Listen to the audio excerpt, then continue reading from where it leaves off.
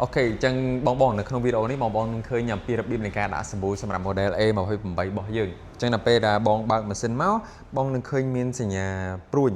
រត់ឆ្វេងស្ដាមហ្នឹងហើយនឹងសញ្ញាផ្កាយនេះសញ្ញាព្រួញហ្នឹងសម្គាល់ទៅលើប្រភេទអំបិលដែលយើងដាក់ក្នុងម៉ាស៊ីនហ្នឹង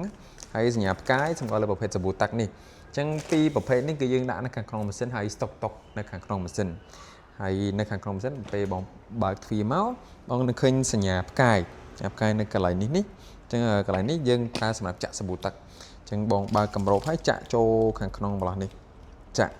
មកពេញនឹងមកតមកបិទទ្វារវិញជាការស្រេចចឹងអានេះយើងដាក់មកពេញហើយសម្រាប់អំបិលយើងចាក់នៅខាងក្នុងនេះកន្លែងគម្របនេះមកមូលបើកមកហើយយើងចាក់អំបិលចូលក្នុងនឹងចឹងអំបិលនេះមានជាប្រភេទកញ្ចប់ថង់ចឹងឬក៏ជាប្រភេទប្រអប់ចឹងបងហាច់ហើយចាក់ចូលខាងក្នុងនេះដូចគ្នាចឹងចាក់មកពេញបើសិនជាដំបូងបងចាក់ទឹកចូលប្រហែលជាមួយកែវស្មើនឹង300មីលីលីត្រចឹងចាក់មកល្មមប៉ុណ្ណឹងមកបាច់ឲ្យហ៊ីចេញមួយកែវទេអញ្ចឹង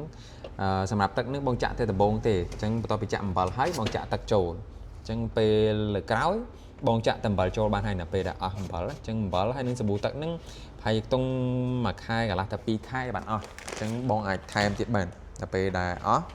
វានឹងលោតភ្លើងសញ្ញានៅខាងមុខនេះឲ្យយើងដឹងអញ្ចឹងដល់ពេលម៉ាស៊ីនថ្មីបងយកទៅម៉ាស៊ីនអត់មានសាប៊ូទេគឺលោតសញ្ញាភ្លឺអញ្ចឹងតែបើសិនជាបងចាក់ពេញហើយពីរហ្នឹងគឺអាលោតភ្លើងហើយថាអត់ឃើញសញ្ញានឹងទៀតទេ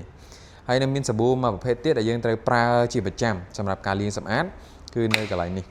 នៅខាងក្នុងនេះអញ្ចឹងយើងមានជាប្រភេទសាប៊ូគ្រាប់ចេះប្រភេទសាប៊ូគ្រាប់អញ្ចឹងបងអាចពុះជា2ក៏បានជា3ក៏បានជា4ក៏បានដែរតាមកម្រិតចានឆ្នាំងរបស់បងប្រឡាក់ជាក់ស្ដែងប្រឡាក់ខ្លាំងប្រឡាក់តិចប្រឡាក់ស្រាឬក៏ចានឆ្នាំងរបស់បងតិចឬក៏ចាននៅខាងក្នុងម៉ាស៊ីនហ្នឹងបើសិនជាតិចហើយប្រឡាក់ស្រាបងអាចពុះជា4បានតែបើសិនជាច្រើនហើយប្រឡាក់ខ្លាំងបងអាចប្រើ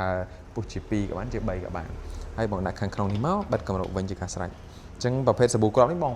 ប្រើជាប្រចាំសាប៊ូទឹកនេះហើយនឹងអំបិលនៅខាងក្នុងគឺក្នុងរយៈពេលចន្លោះពី1ខែកន្លះទៅ2ខែអស់លោតភ្លើងដល់ពេលណាចាំបងថែមដល់ពេលហ្នឹងអូខេអរគុណច្រើនជម្រាបលា